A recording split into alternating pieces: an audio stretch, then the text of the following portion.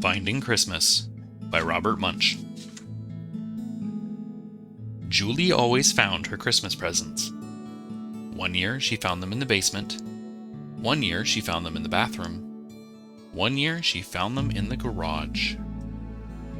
But this Christmas, Julie began to wonder if she was getting any presents from her family at all. She had looked and looked and looked and looked and found nothing. On Christmas Eve, Julie decided to give it one last try. She went down into the basement and pushed her way through spiderwebs. No presents. She went into the bathroom and pulled out all the towels. No presents. She went into her parents' bedroom and took all the clothes out of all the drawers and all the clothes out of all the closets. No presents.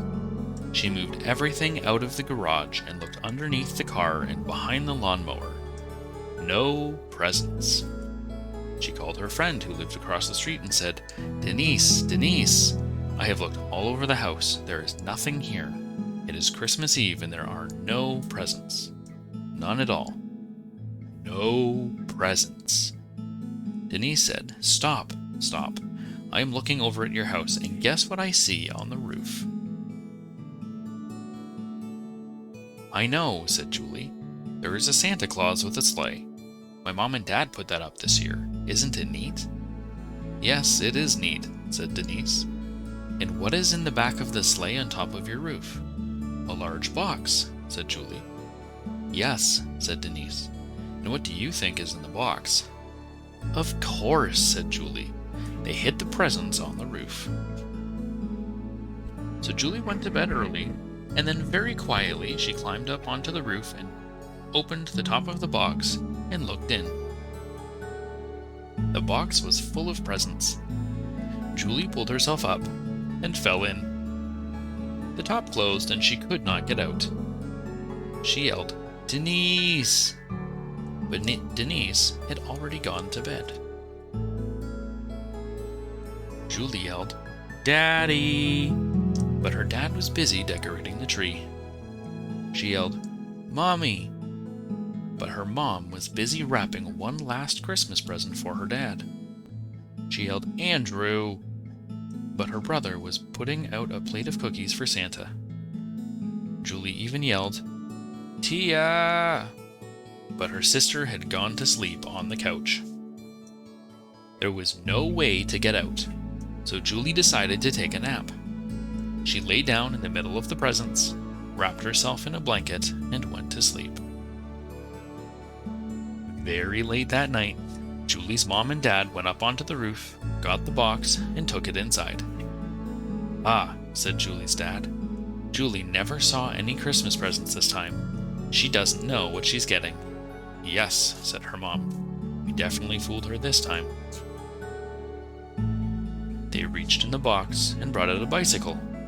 A great present for Andrew, said Julie's dad. They reached in the box and brought out some markers. A great present for Julie, said her mom. They reached in the box and brought out some building blocks. A great present for Tia, said her dad.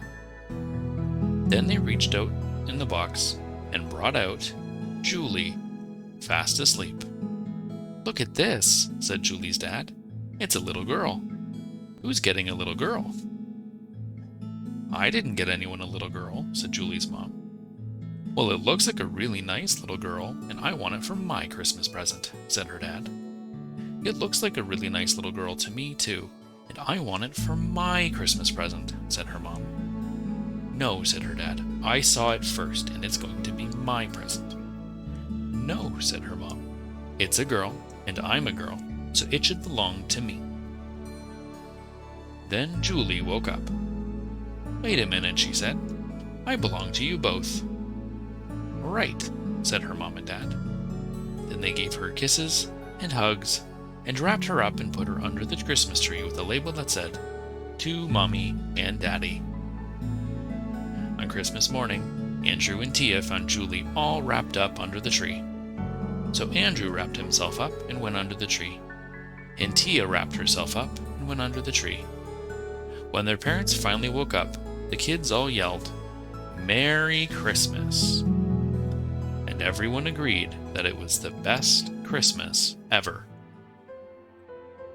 If you like the content that we produce, please consider supporting us with a donation through our Patreon at patreon.com/Quiet Books for Bedtime. Donations allow us to purchase more books to read for the show. Thank you, and stay snuggly.